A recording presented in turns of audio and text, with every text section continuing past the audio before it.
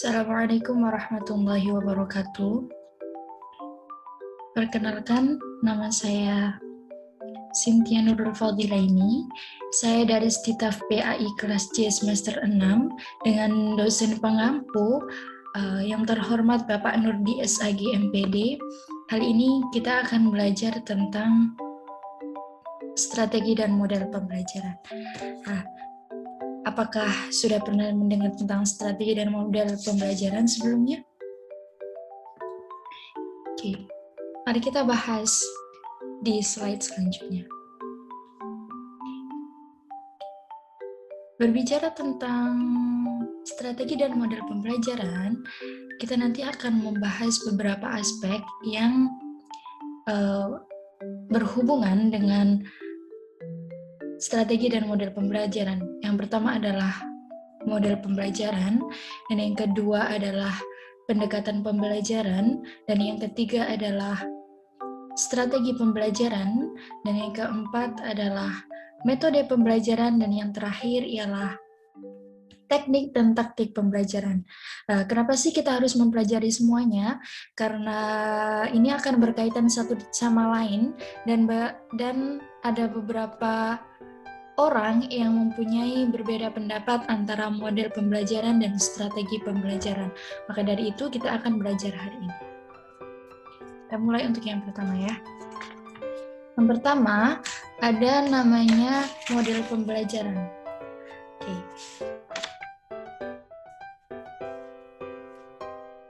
Nah, di model pembelajaran ini yang akan kita pelajari adalah apa itu model pembelajaran? Kalian pernah dengar model pembelajaran nggak? Oke, model pembelajaran itu ialah bentuk pembelajaran yang tergambar dari awal hingga akhir yang disajikan khusus oleh guru.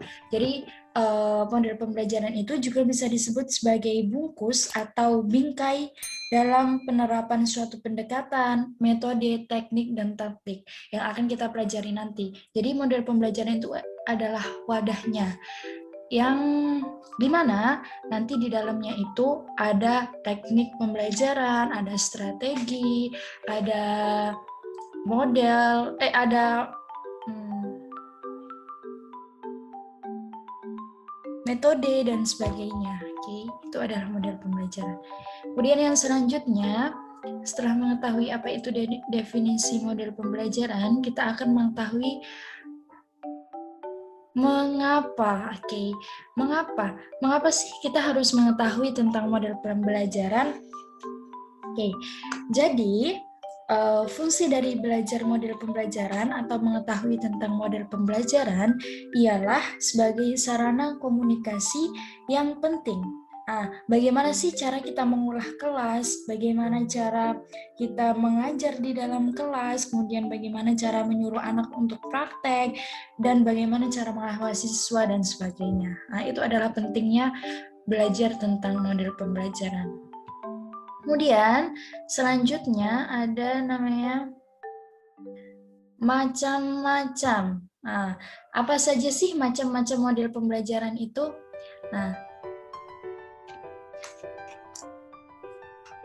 Sebenarnya model pembelajaran itu sangatlah banyak ya, tapi untuk hal ini kita akan mempelajari tentang model-model pembelajaran dalam K13 saja. Oke, model pembelajaran yang sesuai dengan isi Permendikbud nomor 103 tahun 2014 dan Permendikbud nomor 22 tahun 2016 adalah model pembelajaran yang berbasis ceramah atau hafalan. Model pembelajaran yang bukan berbasis ceramah atau hafalan, tetapi model pembelajaran yang berbasis aktivitas dan kreativitas yang menginspirasi, menyenangkan, dan lebih mengacu pada siswa atau berpusat pada peserta didik, yang di mana peserta didik itu disuruh untuk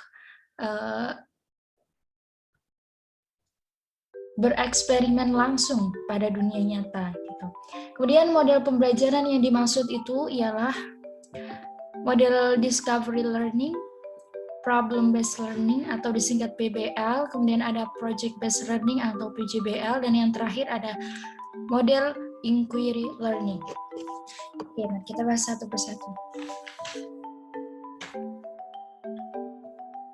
Yang pertama adalah model discovery learning. Model ini memberikan kesempatan kepada peserta didik untuk mencari tahu tentang suatu permasalahan, kemudian menemukan solusinya berdasarkan kepada hasil pengolahan informasi yang dicari dan dikumpulkannya sendiri. Jadi nanti sehingga peserta didik itu memiliki pengetahuan baru yang dapat digunakan dalam memecahkan persoalan yang relevan. Jadi peserta didik itu disuruh untuk mencari tahu permasalahan, kemudian menemukan solusinya, kemudian menemukan solusinya itu harus berdasarkan pada informasi yang telah dikumpulkannya sendiri. Jadi nanti peserta didik itu bisa mempunyai pengetahuan baru yang bisa digunakan untuk memecahkan persoalan yang relevan. Kemudian langkah-langkah dalam penggunaan model discovery learning ini ada 6 langkah ya. Yang pertama ada namanya stimulation atau pemberian stimulus, atau kita pengenalan pelajaran kepada siswa, entah itu melalui menceritakan pengalaman belajar ataupun melalui kegiatan membaca, melihat gambar atau sebagainya. Nah, kemudian setelah memberikan stimulasi pada siswa, kita harus memberikan problem statement atau identifikasi masalah. Nah, kemudian siswa disuruh untuk menemukan permasalahan apa saja sih yang akan dihadapi, sehingga nanti siswa itu akan diberikan pengalaman untuk menanya, mencari informasi, dan merumuskan masalah. Dan selanjutnya ada data collecting atau pengumpulan data.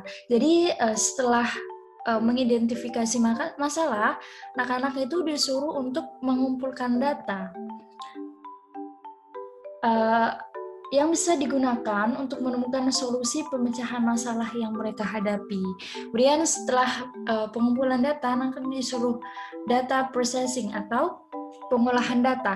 Datanya itu diolah, kemudian peserta didik disuruh untuk mencoba dan mengeksplorasi kemampuan pengetahuannya untuk diaplikasikan pada kehidupan nyata.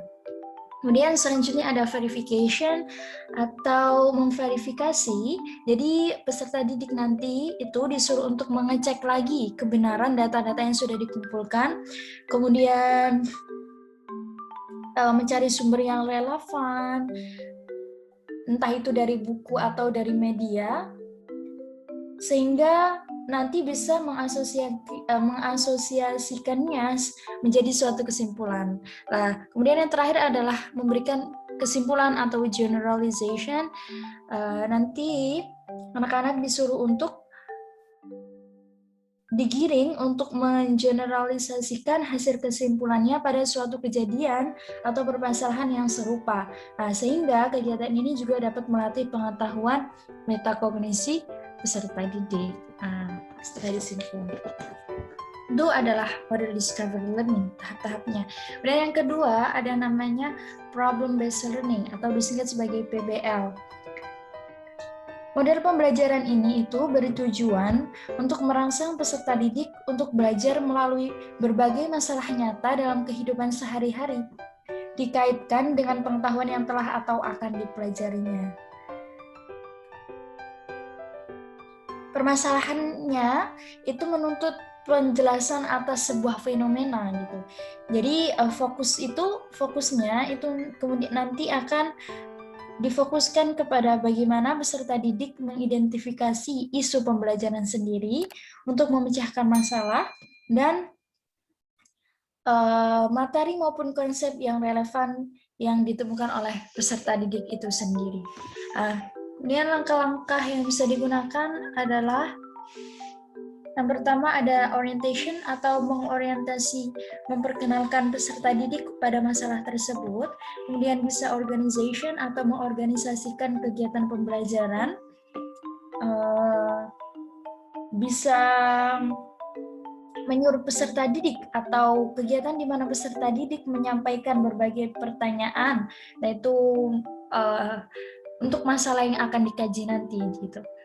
Kemudian selanjutnya ada guiding atau membimbing penyelidikan mandiri dan kelompok. Oke, setelah memperkenalkan kepada anak bahwa masalah yang akan mereka hadapi kayak gini, terus kemudian mereka disuruh untuk berdaya, kita tidak bisa langsung lepas tangan menyuruh peserta didik untuk mengerjakannya sendiri. Kita juga harus ikut dalam membimbing, entah itu mereka dalam individual sendiri ataupun dalam kelompok gitu. Kemudian selanjutnya ada namanya developing and providing, yaitu mengembangkan dan menyajikan hasil karya. Nah, peserta didik itu nanti mengasosiasi data yang ditemukan dengan percobaan dengan berbagai data lain dari berbagai sumber. Jadi disuruh untuk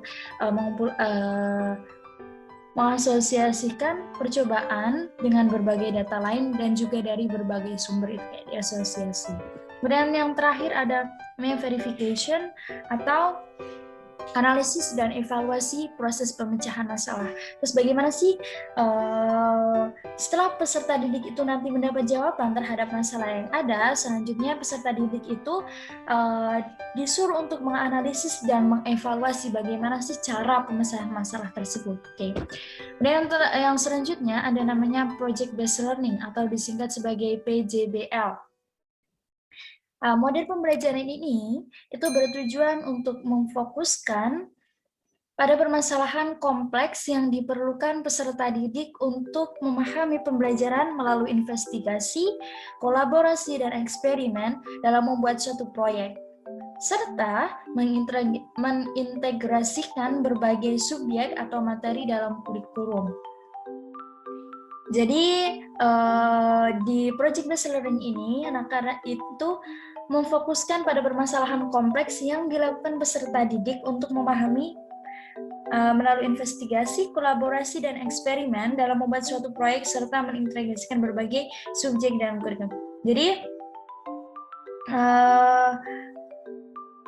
nanti peserta didik itu akan difokuskan untuk permasalahannya, kemudian mereka disuruh untuk mendesain bagaimana cara memecahkan permasalahannya, kemudian langkah-langkah yang bisa didapat adalah pertama ada namanya preparation atau penyiapan pertanyaan atau penugasan proyek. Jadi di tahap ini adalah tahap di mana peserta didik itu harus mengamati lebih dalam terhadap pertanyaan yang muncul dari fenomena yang ada. Jadi peserta didik itu harus disuruh untuk mengamati lebih pertanyaan yang ada itu kayak gimana sih pertanyaannya. Kemudian selanjutnya yang kedua ada namanya organizing atau mendesain pelaksanaan proyek. Di desain ini atau men-organizing ini itu disusunlah suatu perencanaan proyek melalui percobaan. Jadi nanti mereka susunlah perencanaan yang akan digunakan kayak gimana. Kemudian setelah disusun, mereka disuruh untuk scheduling atau penyusunan jadwal dijadwal. Kenapa sih harus dijadwal?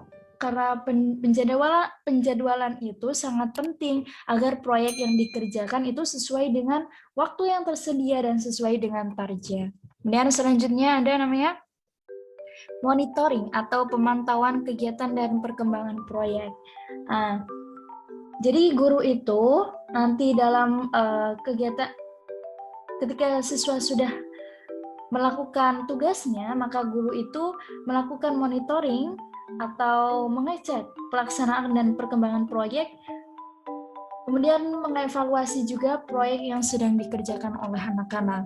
Nah, yang terakhir ini ada namanya evaluation atau mengevaluasi kegiatan. Jadi tahap ini itu dilakukan untuk mengevaluasi kegiatan sebagai acuan perbaikan untuk tugas proyek pada mata pelajaran yang sama atau di mata pelajaran lain. Kemudian yang terakhir ada namanya model inquiry learning. Oke. Model inquiry learning itu merupakan kegiatan belajar yang melibatkan secara maksimal seluruh kemampuan peserta didik untuk mencari dan menyelidiki secara sistemis, kritis, logis, dan analisis sehingga mereka dapat merumuskan sendiri penemuannya. Oke, jadi langkah yang bisa digunakan adalah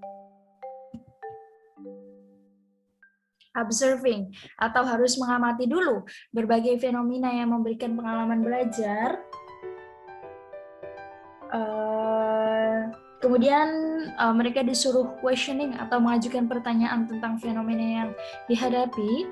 Kemudian yang selanjutnya ada hipotesis. Kemudian mereka disuruh mengajukan dugaan penalaran sementara. Kemudian data collecting atau pengumpulan data. Mereka harus mengumpulkan data terkait dugaan dan pertanyaan yang sudah terkait dugaan-dugaan yang mereka lontarkan gitu. Jadi harus mengumpulkan data. Kemudian selanjutnya ada concluding atau merumuskan kesimpulan. Nah, kemudian mereka harus merumuskan kesimpulan berdasarkan data yang telah diolah atau dianalisis. Jadi kayak memang disimpulkan data-data yang diolah dari awal sampai akhir kayak gimana, dari pengamatannya, kemudian mengajukan pertanyaan tentang apa yang dihadapi, kemudian harus menduga kayak gimana sih, kemudian harus mengumpulkan data tentang apa yang mereka duga, kemudian mereka harus merumuskan kesimpulan. Selanjutnya, setelah mempelajari tentang model pembelajaran, kita akan mempelajari selanjutnya ada namanya pendekatan. Yang kedua adalah pendekatan pembelajaran. Menurut Rusman 2018, pendekatan pembelajaran adalah tahap pertama pembentukan suatu ide dalam memandang dan menentukan objek kajian. Kemudian menurut Gulo dalam Suprihatiningrum 2013 halaman 146 adalah sudut pandang kita dalam memandang sebuah masalah yang ada dalam kegiatan belajar mengajar. Nah, sudut pandang tersebut itu menggambarkan cara berpikir dan sikap seorang pendidik dalam menyelesaikan persoalan yang dihadapi pada kegiatan pembelajaran, atau bisa dikatakan sebagai rencana awal untuk menentukan pelaksanaan proses pembelajaran dalam penerapan perilaku atau di tindakan kelas yang digunakan dalam kegiatan belajar mengajar. Jadi bisa dibilang kalau pendekatan pembelajaran itu adalah rencana awal untuk menentukan pelaksanaan proses pembelajaran selanjutnya gitu. Dan di pendekatan pembelajaran, setelah mengetahui tentang apa itu pendekatan pembelajaran, kemudian kita akan mengetahui tentang jenis-jenis. Apa saja sih jenis-jenis pendekatan pembelajaran berdasarkan prosesnya. Kemudian ada namanya macam-macam. Apa saja sih macam-macam pendekatan pembelajaran ditinjau dari segi materi itu? Oke, kita bahas satu-satu ya. Jenis pendekatan pembelajaran berdasarkan prosesnya.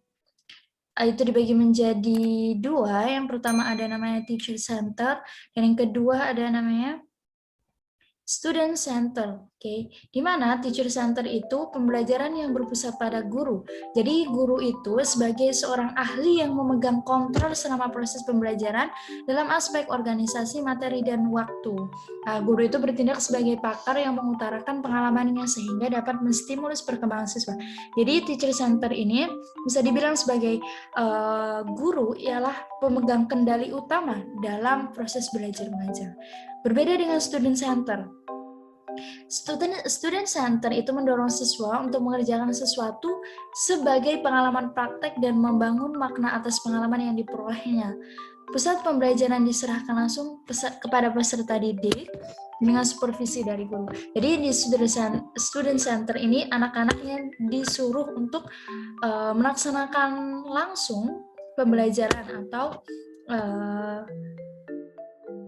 anak-anaknya disuruh untuk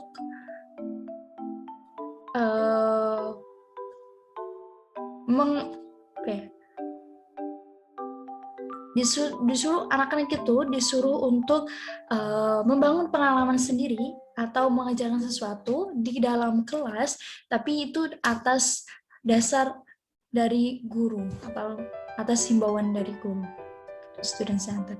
Kemudian selanjutnya adalah macam pendekatan pembelajaran ditinjau dari segi materi. Yang pertama adalah namanya pendekatan konstekstual, yang kedua ada pendekatan konstruktivisme, dan yang ketiga adalah pendekatan deduktif, dan yang terakhir adalah pendekatan induktif. Oke, pendekatan konstekstual. Pendekatan konstekstual ialah pendekatan pembelajaran yang mengaitkan materi pembelajaran dengan situasi dunia nyata siswa. Nah, maksudnya gimana? Pendekatan konstekstual ini biasanya itu disebut sebagai CTL atau Contextual Teaching and Learning.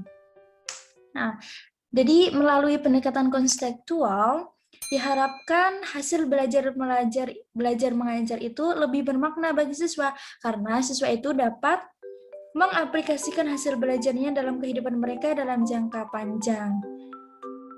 Oke. Kemudian pendekatan konstruktivisme.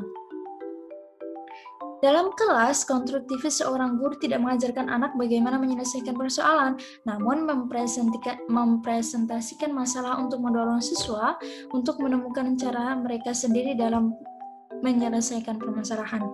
Jadi pendekatan ini itu tidak menginginkan siswa untuk dapat menjawab pertanyaan sesuai dengan apa yang ada dalam sumber belajar atau dalam buku. Kemudian guru itu tidak akan sederhana mungkin mengatakan bahwa jawaban dari siswa itu benar atau salah. Namun, justru lebih mengutamakan perkembangan daya kritis siswa dalam menyingkapi berbagai opsi jawaban yang ada. Jadi siswa itu disuruh untuk mengemukakan pendapatnya, entah itu pendapat kayak apa saja, dan guru itu tidak akan dengan mudahnya menjudge bahwa jawaban yang Anda lontarkan itu benar adanya atau salah gitu ya. Tapi guru itu menyuruh siswa untuk berpikir kritis, apakah jawaban yang mereka lontarkan itu benar ataupun harus dibenarkan. Selanjutnya pendekatan deduktif. Pendekatan deduktif itu ialah pembelajaran yang berpangkal dari hal yang bersifat umum lalu diarahkan pada hal yang bersifat khusus. Nah, maksudnya hal yang bersifat umum kemudian diarahkan pada hal yang bersifat khusus kayak gimana sih? Jadi memberikan materi dulu, kemudian memberikan contoh-contoh khususnya. Maka dari itu, pendekatan deduktif ini terkadang sering disebut sebagai pembelajaran tradisional. Kenapa? Karena guru itu sebagai pemegang utamanya,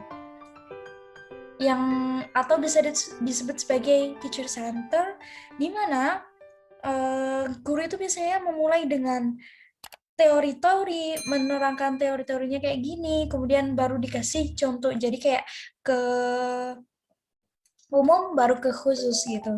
Berbeda dengan pendekatan induktif. Pendekatan induktif itu ialah pendekatan yang bermula dengan menyajikan sejumlah keadaan khusus kemudian dapat disimpulkan menjadi suatu fakta, prinsip, atau aturan yang spesifik. Nah, diawali dengan membedakan contoh-contoh khusus, kemudian sampai kepada generalisasinya. Dengan kata lain bisa dikatakan bahwa pendekatan induktif itu ialah pembelajaran yang berawal dengan menyajikan sejumlah keadaan khusus, kemudian dapat disimpulkan menjadi suatu kesimpulan prinsip atau yang spesifik atau aturan yang spesifik. Nah, itu namanya pendekatan induktif. Dari yang spesifik ke yang umum gitu, khusus ke umum. Kemudian setelah mempelajari tentang pendekatan pembelajaran, ada yang ketiga ialah strategi pembelajaran. Nah, jadi di strategi pembelajaran kita akan mengetahui definisi apa sih strategi pembelajaran itu. Nah, strategi pembelajaran ialah perencanaan yang berisi metode dan rangkaian kegiatan yang didesain untuk mencapai tujuan pendidikan tertentu. Kemudian setelah mengetahui definisinya, kita mengetahui tentang macam-macam. Oke. Apa saja sih macam-macam model pembelajaran itu? Oke, let's see. Jadi, macam strategi pembelajaran itu ada dua. Yang menurut Rountree dalam Wina Senjaya 2018, yang pertama itu ada namanya Exposition Discovery Learning. Yang kedua ada namanya Group Individual Learning. Jadi kita bahas yang pertama dulu ya, Exposition Discovery Learning. Exposition Discovery Learning ini juga dibagi menjadi dua. Yang pertama adalah strategi penyampaian atau expository, yaitu strategi pembelajaran langsung dengan menyajikan materi pembelajaran sudah ada. Jadi siswa diharapkan menguasai secara penuh strategi expository ini, menempatkan guru sebagai penyampaian materi ya. Ini sama dengan yang teacher center tadi ya, jadi guru sudah memberikan materi, kemudian anak-anak itu disuruh untuk memahami materi tersebut. Jadi guru sebagai faktor utamanya ya. Kemudian kedua ada namanya strategi untuk menemukan atau discovery. Nah, strategi discovery learning ini adalah siswa dimaksudkan untuk mencari dan menemukan materi pembelajaran sendiri melalui berbagai aktivitas. Nah, kemudian tugas guru itu hanya sebagai fasilitator dan membimbing siswa dalam pembelajaran, atau bisa disebut sebagai pembelajaran strategi tidak langsung. Jadi bisa disebut sebagai student center. Dan yang group individual learning, ini ada dua juga. Pertama, strategi pembelajaran deduktif, atau berupaya untuk menyajikan dari umum ke khusus. Kemudian yang kedua adalah strategi pembelajaran induktif, yaitu dari umum ke khusus. Dari khusus ke umum. Kemudian selanjutnya ada namanya metode pembelajaran. Nah, di metode pembelajaran kita akan mempelajari tentang pengertian apa itu metode pembelajaran. Nah, jadi metode pembelajaran itu ialah upaya untuk mengimplementasikan rencana yang telah disusun dalam kegiatan nyata agar tujuan yang telah disusun itu tercapai secara optimal. Metode ini digunakan untuk merealisasikan strategi yang telah ditetapkan dan merupakan cara yang tepat untuk melaksanakan strategi. Dengan demikian, strategi dapat dilaksanakan dengan berbagai metode. Jadi, metode pembelajaran ini setelah kita sudah menentukan strategi apa yang kita gunakan, maka kita harus kita bisa merealisasikan strategi tersebut itu melalui metode pembelajaran. Jadi metode pembelajaran ini adalah cara yang lebih spesifik untuk membantu strategi pembelajaran itu berlangsung secara efektif dan efisien. Kemudian selanjutnya ada namanya macam-macam metode pembelajaran. Apa saja sih macam-macam metode pembelajaran itu? Dan tujuan metode pembelajaran. Apa sih tujuan metode pembelajaran kira-kira? Yang pertama, ini ada namanya tujuan metode pembelajaran. Kenapa sih harus mengetahui tentang metode pembelajaran? Nah, yang pertama, bisa membantu kemampuan siswa dalam mengatasi masalah. Kedua, membantu KBM atau kegiatan belajar mengajar menjadi lebih efektif.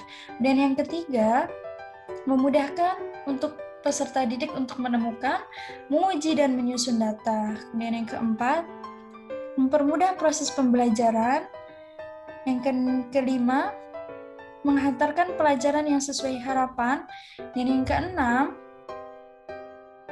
berjalannya kegiatan belajar mengajar dengan suasana yang lebih menyenangkan dan mudah untuk memahami materi. Kemudian macam-macam metode pembelajaran. Macam-macam metode pembelajaran. Kita lihat ya, ada berapa sih macam metode pembelajaran? Yang pertama, metode pembelajaran itu ada namanya metode pembelajaran ceramah. Di mana metode ini sudah digunakan dari dulu sampai sekarang. Guru itu sebagai penyampai materi atau guru itu menerangkan kepada siswa secara lisan. Nah, jadi karena metode ceramah ini sudah digunakan dari dulu sampai sekarang dan kebanyakan digunakan, kita bisa menggunakan metode ceramah ini semenarik mungkin agar siswa itu tidak cepat bosan karena mendengarkan terus dari awal sampai akhir gitu. Kemudian metode yang selanjutnya adalah namanya metode diskusi. Nah, metode diskusi ini sesuai dengan namanya ya, metode ini selalu mengutamakan aktivitas diskusi yang melibatkan siswa untuk belajar memecahkan masalah. Terus bagaimana sih cara penerapannya? Biasanya kita itu menentukan kelompok atau siswa itu dibagi menjadi beberapa kelompok, kemudian mereka bertugas untuk membahas sebuah masalah atau memecahkan masalah gitu.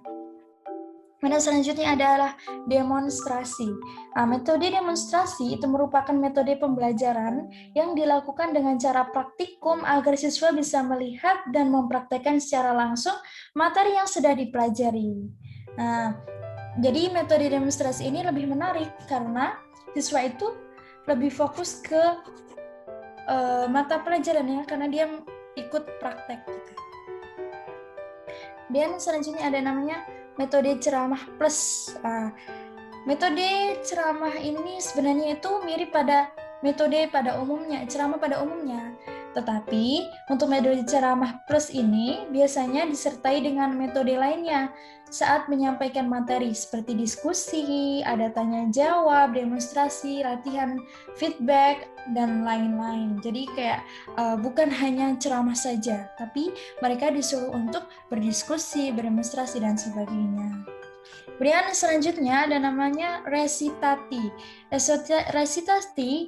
Resitati ialah metode yang biasanya mengharuskan siswa membuat sebuah resume tentang materi yang telah disampaikan oleh guru, di mana resume tersebut ditulis pada kertas menggunakan kata-kata siswa tersendiri. Jadi anak-anak disuruh untuk merangkum dengan kata-kata mereka sendiri. Dan selanjutnya ada namanya eksperimen. Metode eksperimen itu dilakukan melalui kegiatan percobaan atau praktikum di laboratorium agar siswa bisa melihat secara langsung materi pelajaran yang sedang disampaikan. Biasanya dapat berupa ilmu pengetahuan alam atau sains dan sebagainya. Kedua adalah latihan. Metode ini merupakan metode pembelajaran yang dilakukan dengan melatih keterampilan kepada siswa dengan merangsang atau memanfaatkan atau membuat sesuatu. Biasanya setelah penjelasan, murid akan diuji oleh beberapa pertanyaan. Itu namanya metode latihan. Selanjutnya ada namanya metode debat. Metode ini mengajak siswa untuk saling beradu argumentasi secara perorangan atau kelompok. Tetapi debat tersebut itu dilakukan secara formal dan memiliki aturan tertentu untuk membahas dan mencari penyelesaian masalah. Selanjutnya ada namanya mind mapping.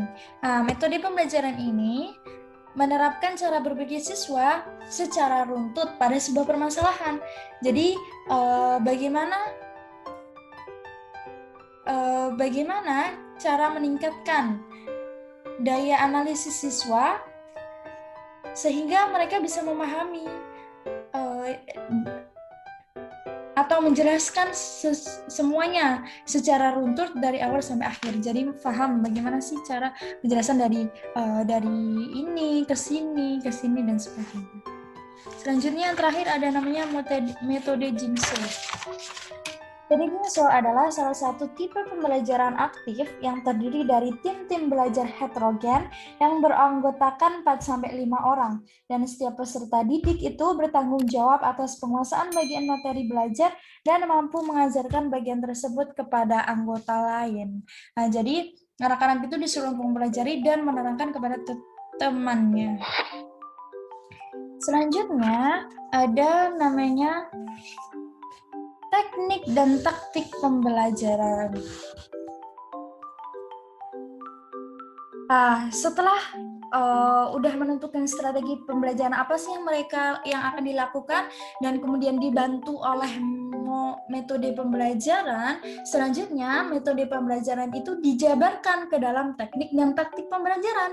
Dengan demikian, teknik pembelajaran itu dapat diartikan sebagai cara yang dilakukan seseorang dalam mengimplementasikan suatu metode secara spesifik. Nah, contohnya nih, penggunaan metode ceramah pada kelas yang berjumlah siswa banyak dan siswa yang sedikit, itu membutuhkan teknik tersendiri, yang tentunya secara teknis akan berbeda dengan metode ceramah pada kelas yang jumlah siswanya terbatas. Nah, demikian pula kalau menggunakan metode diskusi.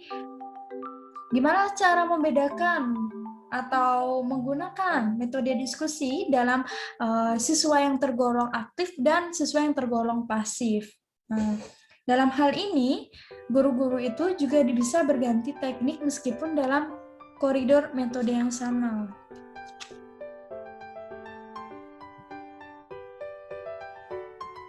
Itu adalah teknik pembelajaran. Kemudian selanjutnya, ada namanya taktik pembelajaran. Apa itu taktik pembelajaran? Nah, sementara taktik pembelajaran itu merupakan gaya seseorang dalam melaksanakan metode atau teknik pembelajaran tertentu yang sifatnya individual. Misalkan, ada nih 2 orang yang sama-sama menggunakan metode ceramah, tapi mungkin akan sangat berbeda dalam taktik yang digunakannya. Nah, dalam penyajiannya, yang satu itu cenderung banyak diselingi humor karena dia memiliki sense of humor yang tinggi. Sementara guru yang satunya itu tidak memiliki sense of humor yang tinggi, tetapi lebih banyak menggunakan alat bantu elektronik karena memang dia sangat menguasai di bidang itu. Nah, jadi dalam gaya pembelajaran itu akan tampak lebih unik dan lebih khas dari masing-masing guru tersebut, sesuai dengan kemampuan, pengalaman, dan tipe kepribadian dari guru yang bersangkutan. Itu adalah perbedaan teknik dan taktik pembelajaran. Kemudian yang terakhir adalah kesimpulan. Dari semua yang telah kita pelajari dari awal sampai akhir, mari kita simpulkan. Yang pertama, pendekatan pembelajaran. Nah, pendekatan pembelajaran tadi ialah titik tolak proses pembelajaran yang merujuk pada pandangan terjadinya proses umum. Jadi kayak bagaimana sih cara kita melihat pembelajaran yang akan kita gunakan nanti. Jadi kayak faktor utamanya atau rencana utama gitu. Nanti akan kita gunakan kayak gimana gitu. Kemudian selanjutnya berdua ada strategi pembelajaran. Nah, kemudian ialah kegiatan pembelajaran guru dan siswa untuk mencapai tujuan pembelajaran. Nah, jadi kegiatan pembelajaran guru dan siswa untuk mencapai tujuan pembelajaran. Jadi kalau udah tahu gimana pendekatan itu, contohnya mau dipakai yang student center atau teacher center, jadi kita ada strateginya itu berbeda-beda. Kayak gimana kalau mau pakai teacher center, berarti kayak gimana strategi yang bisa digunakan. Kemudian selanjutnya ada namanya metode pembelajaran. Metode pembelajaran ini membantu strategi pembelajaran untuk lebih efektif dan efisien gitu ya. Jadi cara yang digunakan untuk mengimplementasikan rencana yang sudah disusun atau strategi yang sudah disusun untuk mencapai tujuan pembelajaran. Dan selanjutnya ada teknik dan taktik pembelajaran. Nah, teknik dan taktik pembelajaran ini adalah cara mengimplementasikan metode secara spesifik. Nah, jadi kayak memang ini bersangkutan dari satu sama lain, dari pendekatan, strategi, metode, teknik, dan taktik. Dan semua itu adalah model pembelajaran. Jadi model pembelajaran itu bentuk pembelajaran yang tergambar dari awal sampai akhir. Nah, ini contohnya nih, dari awal sampai akhir atau dari pendekatan ke teknik itu namanya model pembelajaran, karena model pembelajaran itu adalah wadah yang akan digunakan untuk dalam proses belajar mengajar. Oke, begitulah. Terima kasih atas partisipasinya. Mohon maaf jika masih banyak kesalahan yang tertera dari awal hingga akhir dari saya pribadi, dan mohon maaf jika ada kesalahan dalam penjelasan, mohon diingatkan dan tulis di kolom komentar jika ada pertanyaan dan sebagainya. Sekian dari saya, mohon maaf sebesar-besarnya. Jalan-jalan pakai Agia, mampir pasar, beli semangka. Demikian presentasi dari saya, semoga bermanfaat bagi Anda.